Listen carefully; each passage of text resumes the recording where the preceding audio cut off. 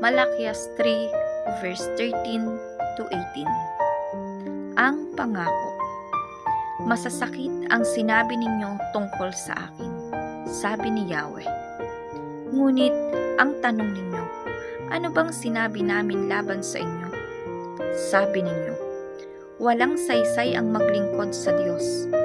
Ano ba ang mapapala natin sa pagsunod sa kanyang mga utos?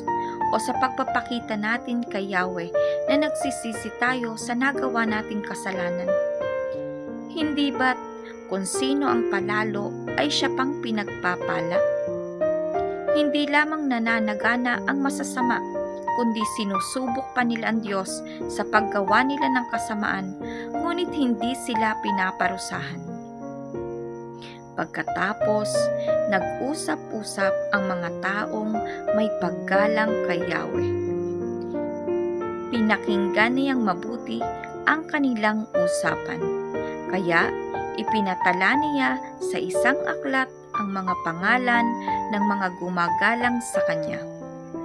Magiging akin sila, sabi ni Yahweh na makapangyarihan sa lahat.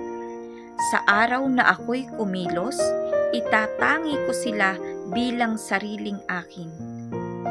Ililigtas ko sila tulad ng pagliligtas ng isang ama sa anak na naglilingkod sa kanya. Muli ninyong makikita ang pagkakaiba ng mabuti at ng masama, ng taong naglilingkod sa Diyos at ng hindi naglilingkod sa Kanya.